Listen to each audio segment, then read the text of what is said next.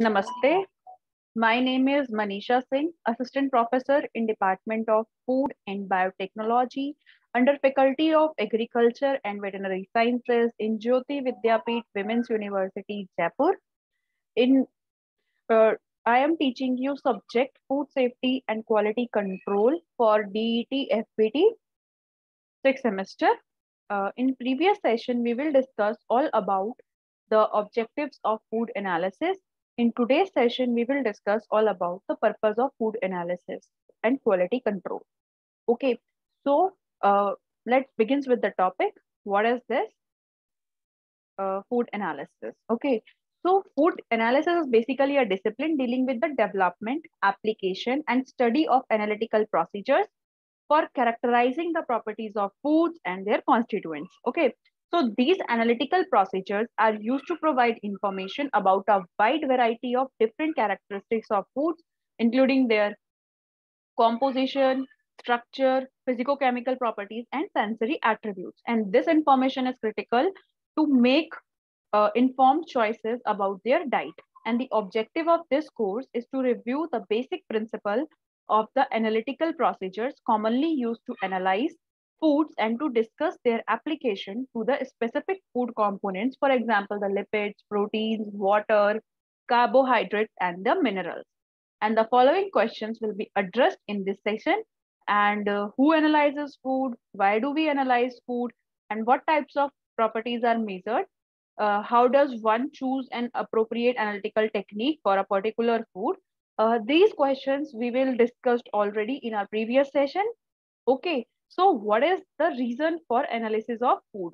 So food are analyzed by the scientists working in all major sectors of the food industry, including the food manufacturer, ingredient supplier, analytical service laboratories, government laboratories, and the university research laboratories. So the various purposes and that food are analyzed, we are briefly discussed in this session. Okay, so the standards are basically the government agencies have a specified number of voluntary and mandatory standards concerning the composition, quality, inspection, and labeling of a specific food product. So mandatory standards are the standard of identity. These regulations basically specify the type and amounts of ingredients that certain food must contain if they are to be called by a particular name on the food label. For some foods, there is a maximum or minimum concentration of certain component that they must contain. For example, peanut butter must be less than 55% fat. Ice cream must be greater than 10% milk fat. Cheddar cheese must be greater than 50% milk fat and less than 39% of moisture. So it is basically a standard of identity. Next, we have standards of quality. Okay, so standards of quality have been defined for certain foods. Okay, like for canned fruits and vegetables to set minimum requirement on the color, tenderness, mass, and freedom from defects. Okay, next we have the standards of fill of containers. These standards state how full a container must be avoid consumer deception as well as specifying how the degree of fill is measured. Okay, next we have the voluntary standards. In this, the standards of grade. A number of foods, including the meat, dairy products, eggs, and are graded according to their quality.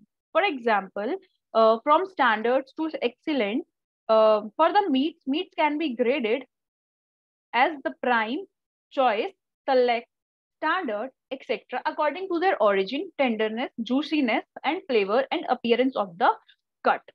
And there are clear definitions associated with these descriptors that products must conform to before they can be given to the appropriate level.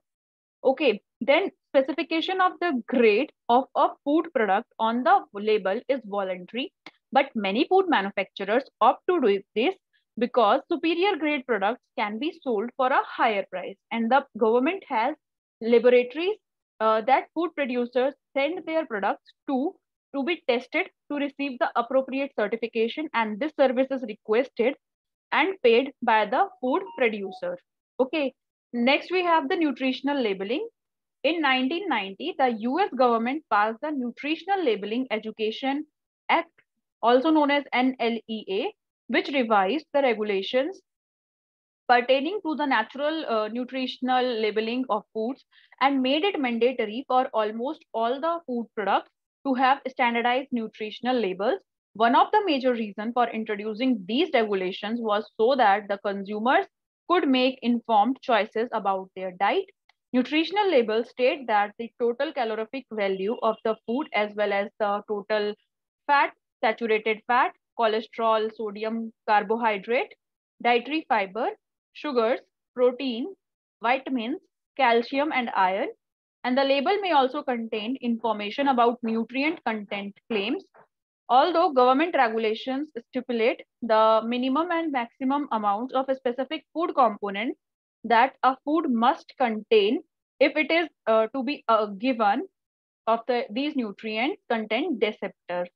The label may also contain certain FDA approved health claims based on the links between the specific food components and the certain diseases. For example, calcium and osteoporosis, sodium and high blood pressure, soluble fibers and heart disease, and cholesterol and heart disease. Likewise, should be mentioned in the on the label. Okay, then the information provided on the label can be used by the consumers to plan a nutritious and the balanced diet and to avoid the overconsumption of food components linked with health problems and to encourage the greater consumption of foods that are beneficial to the health.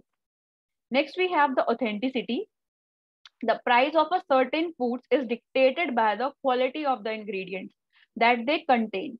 For example, a packet of premium coffee may claim that the coffee beans are from Colombia, or the label of an expensive wine may claim that it is produced in a certain region using a certain type of grapes in a particular year. How do we verify these claims? So, these are many instances in the past where manufacturers have made false claim about their authenticity of their food products in order to get a higher price. So it is therefore important to have analytical techniques that can be used to test the authenticity of certain food components to ensure that consumers are used to victims of are not the victims of the economic fraud, and that competition among food manufacturers is fair. Next, we have the food inspection and grading. The government has a food inspection and the grading services that routinely analyzes the properties of food products to ensure that they meet the appropriate laws and regulations, and hence both government agencies and the food manufacturers need analytical techniques to provide the appropriate information about the food properties. And the most important criteria for this type of test are often the accuracy of the measurements and the use of an official method. The government has recently carried out a survey of many of the official analytical techniques developed to analyze food and has specified which techniques must be used to analyze certain food components for the labeling purposes. And the techniques has been chosen which provide accurate and reliable results, but which are relatively simple and inexpensive to perform as well. Next, you all know about the food safety.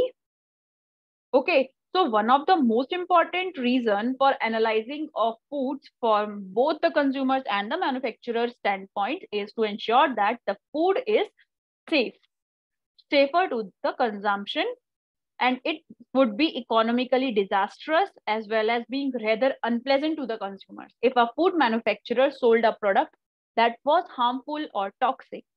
A food may be considered to be unsafe because it contains a harmful microorganisms. For example, listeria, salmonella, toxic chemicals, for example, pesticides, herbicides, or extraneous matter, for example, the glass, wood, metal, or insect matter is present in the food. Okay, so it is therefore important that the food manufacturers do everything they can to ensure that these harmful substances are not present or that they are effectively eliminated before the food is consumed. Okay, so this can be achieved by the following methods like good manufacturing practice, regulations are specified by the government for the specific food products, and by the having analytical techniques that are capable of detecting the harmful substances present in the food. And in many situations, it is very important to use analytical techniques that have a high sensitivity. That is, that can reliably detect low levels of harmful material.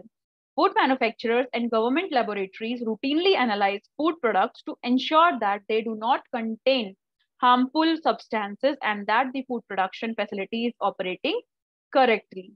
Okay, next we have the quality control. The food industry is highly competitive, and food manufacturers are continuously trying to increase their market share and the profits. To do this, they must ensure that their products are of higher quality and less expensive and more desirable than the competitors' food products, whilst ensuring that they are the nutritious and safe as well.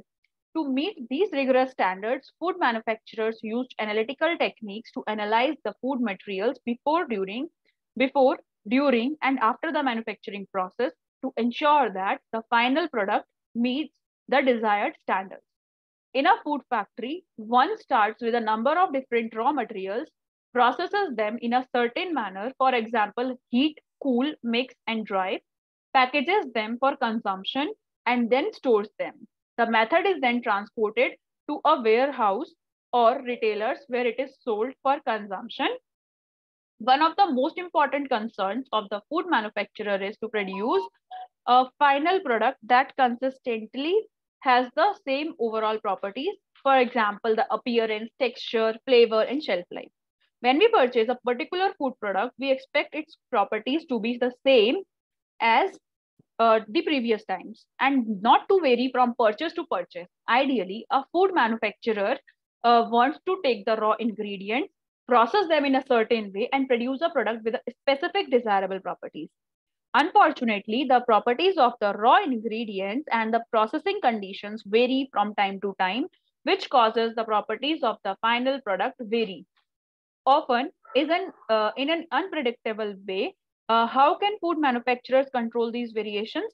First of all, they can understand the role of different food ingredient and processing operation play in determining the final properties of the foods. So they can rationally control the manufacturing process to produce a final product with the consistent properties. Okay, for example, during in bread making, we are using yeast. So yeast is used as a leavening agent. Okay, so you must know about why we are adding the ingredient into the food product. Okay, next we have this type of information can be established through research and development work. And secondly, they can monitor the properties of the foods during production to ensure that they are meeting the specified requirements. And if a problem is detected during the production process, appropriate actions can be taken to maintain the final product quality. Okay, next we have the characterization of the raw materials. Manufacturers measures the properties of the incoming raw materials to ensure that they meet certain minimum standards of the quality that have the previously been defined by the manufacturer. And if these standards are not met, the manufacturer rejects the material. Okay, so even when a batch of raw material has been accepted, variations in its properties might lead to changes in the properties of the final product. By analyzing the raw material, it is often possible to predict their subsequent behavior during the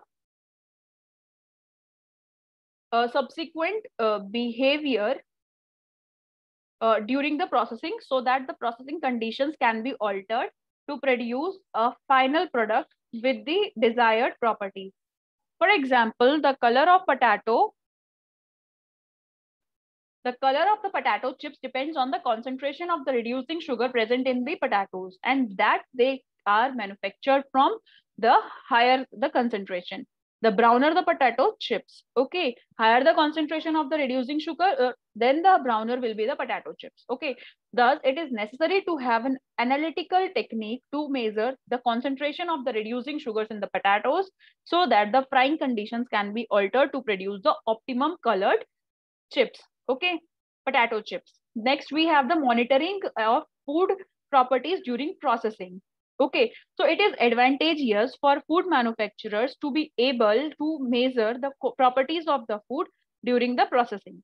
Thus, in any problem develops, then it can be quickly detected and the process adjusted to compensate for it. This helps to improve the overall quality of a food and to reduce the amount of material and the time wasted. For example, if a manufacturer were producing a salad dressing product, the oil content become too high or too low, they would want to adjust the processing condition to eliminate this problem. Traditionally, samples are removed from the process and tested in a quality assurance lab. This procedure is often fairly time consuming and means that some of the product is usually wasted before a particular problem becomes apparent. For this reason, there is an increasing tendency in the food industry to use analytical techniques, which are capable of rapidly measuring the properties of the foods online without having to remove a sample from the process. And this techniques allows problems to be determined much more quickly and therefore lead to be improved product quality and less wastages. The ideal criteria for an online technique is that it is capable of rapid and precise measurement, it is non-destructive, non-intrusive, and it can be automated. Next, we have the characterization of the final product. Once the product has been made, it is important to analyze its properties to ensure that it meets the appropriate legal and labeling requirements, that it is safe and that it is of high quality. It is also important to ensure that it retains its desirable properties up to the time when it is consumed.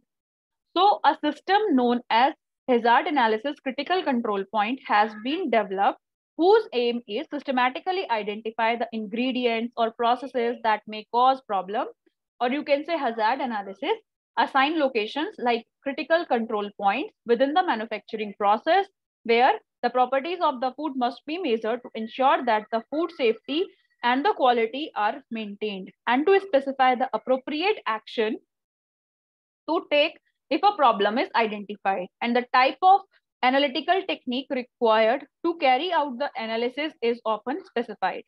In addition, the manufacturer must keep detailed documentation of the performance and the results of these tests.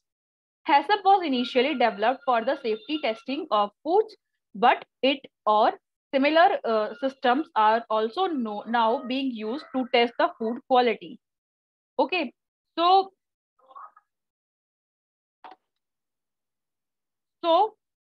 from this session, various questions may be asked.